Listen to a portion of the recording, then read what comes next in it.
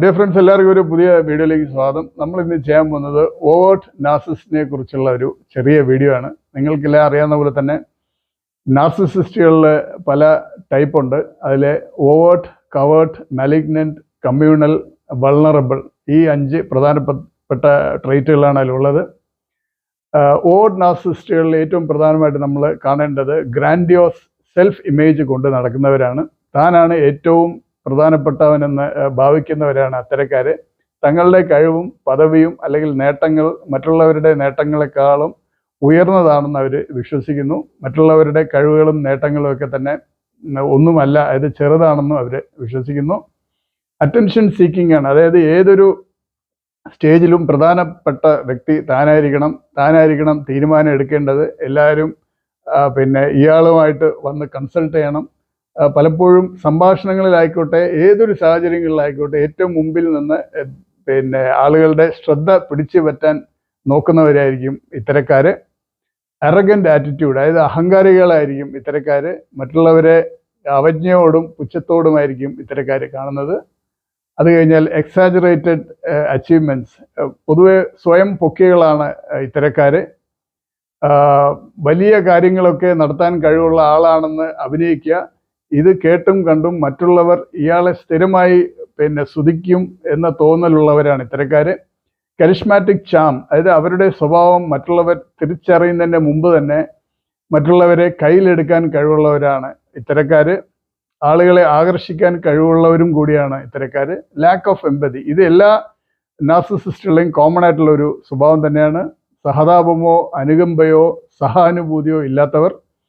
മറ്റുള്ളവരുടെ ഒരു ആവശ്യങ്ങൾക്കോ ആഗ്രഹങ്ങൾക്കോ വികാരങ്ങൾക്കോ ഒരു പ്രാധാന്യമോ പരിഗണനയോ കൊടുക്കാത്തവരാണ്. ഇവരുടെ ആവശ്യങ്ങൾ നേടിയെടുക്കാനുള്ള ഉപകരണങ്ങൾ മാത്രമായാണ് ഇവർ മറ്റുള്ള വ്യക്തികളെ കാണുന്നത്.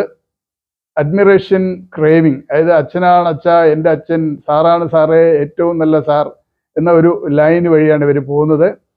അവരുടെ നിലനിൽപ്പ് തന്നെ മറ്റുള്ളവരുടെ നിരന്തരമായ സ്തുതിപാടലും അല്ലെങ്കിൽ കയ്യടിയും പ്രശംസയും തന്നെയാണ്. അംഗീകാരം കൂടാതെ ഒരു തരത്തിലും ജീവിക്കാൻ പറ്റാത്തവരാണ് ഇത്തരക്കാർ.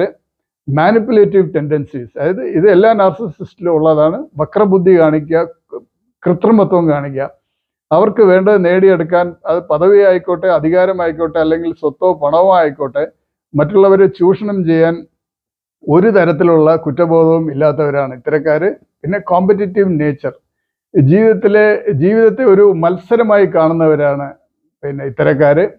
പലപ്പോഴും മറ്റുള്ളവരുടെ വിജയമായിക്കോട്ടെ, മറ്റുള്ളവരുടെ ഉയർച്ച ആയിക്കോട്ടെ, അവർക്ക് ഭീഷണിയായിട്ടാണ് കാണുന്നത്. അതുകൊണ്ട് തന്നെ അവരെ മറികടക്കാൻ നിരന്തരം മത്സരിച്ചു കൊണ്ടിരിക്കുകയും ചെയ്യുന്നവരാണ് ഇവർ.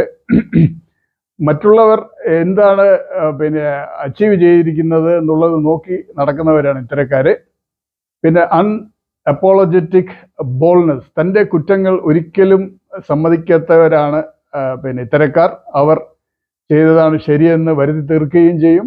അവർ ചെയ്ത കുറ്റത്തിന് മറ്റുള്ളവരെ കൊണ്ട് മാപ്പ് പറയിക്കാൻ കഴിവുള്ളവരും കൂടിയാണ് ഓവേർട്ട് നാർസിസിസ്റ്റുകൾ. ഇതൊക്കെയാണ് ഒരു ഓവേർട്ട് നാർസിസിസ്റ്റിൻ്റെ ചില ലക്ഷണങ്ങൾ. ഈ പറഞ്ഞ കാര്യങ്ങളിൽ പലതും ഒരു പരിധി വരെ നമ്മളിൽ പല ആളുകളിലും കാണാൻ പറ്റുന്നതാണ്. പക്ഷേ ഒരു പരിധിക്ക് മുകളിൽ ആവുമ്പോഴും മറ്റുള്ളവരെ ബാധിക്കുമ്പോഴുമാണ് അതൊരു ഡിസോർഡറായി മാറുന്നത്. ഓവേർട്ട് നാർസിസിസ്റ്റിനെ തിരിച്ചറിയാൻ എളുപ്പമാണ്, പക്ഷേ അതുപോലെയല്ല കോവേർട്ട് നാർസിസിസ്റ്റുകൾ. കോവേർട്ട് നാർസിസിസ്റ്റുകളെ കുറിച്ചാണ് നമ്മൾ ഈ സീരീസിലെ അടുത്ത വീഡിയോ ആയി ചെയ്യാൻ പോകുന്നത്. നാർസിസിസ്റ്റിക് പേഴ്സണാലിറ്റി ഡിസോർഡറിനെ കുറിച്ചുള്ള അവബോധം സൃഷ്ടിക്കാൻ വേണ്ടിയാണ് ഈ വീഡിയോ ചെയ്തിരിക്കുന്നത്. നിങ്ങളുടെ ചുറ്റുപാടിലെ നാർസിസിസ്റ്റിനെ തിരിച്ചറിയാൻ ഈ വീഡിയോ നിങ്ങളെ സഹായിച്ചിരിക്കും എന്ന് പ്രതീക്ഷിക്കുന്നു. നാർസിസിസ്റ്റിക് അബ്യൂസ് അനുഭവിച്ച വ്യക്തിക്ക് ഒരു ട്രോമയിൽ നിന്നും സ്വയം പുറത്തു വരാൻ വളരെ ബുദ്ധിമുട്ടാണ്. പക്ഷേ അവർക്ക് ഒരു ഡോക്ടറിൻ്റെ കൂടി സഹായമുണ്ടെങ്കിൽ അത് കുറച്ചുകൂടി എളുപ്പമായിരിക്കും. നമ്മുടെ മിക്ക സർക്കാർ ആശുപത്രികളും ചികിത്സയ്ക്കുള്ള സൗകര്യങ്ങളുണ്ട്. ആശുപത്രിയിൽ നേരിട്ട് പോകാൻ ബുദ്ധിമുട്ടുള്ളവർക്ക് സർക്കാരിൻ്റെ ചില ഹെൽപ്പ് ലൈൻ നമ്പറുകൾ ഈ വീഡിയോയുടെ ഡിസ്ക്രിപ്ഷനിൽ കൊടുക്കാം. ആവശ്യമുള്ളവർ അത് ഉപയോഗിക്കുക. വീഡിയോയെക്കുറിച്ചുള്ള നിങ്ങളുടെ അഭിപ്രായങ്ങൾ കമൻറ്റുകളായി രേഖപ്പെടുത്തുക. ഈ വീഡിയോ ആർക്കെങ്കിലും പ്രയോജനം ചെയ്യുമെന്ന് നിങ്ങൾക്ക് തോന്നുകയാണെങ്കിൽ തീർച്ചയായിട്ടും ഷെയർ ചെയ്തു കൊടുക്കുക. ഇത്രയും നേരം നമ്മുടെ ഈ വീഡിയോ കണ്ടിരുന്ന എല്ലാവർക്കും നന്ദി അറിയിക്കുകയാണ്. അടുത്തതായി നമ്മൾ ചെയ്യാൻ പോകുന്ന കോവേർട്ട് നാർസിസിനെ കുറിച്ചുള്ള വീഡിയോയും കാണാൻ ശ്രമിക്കുക. Good bye.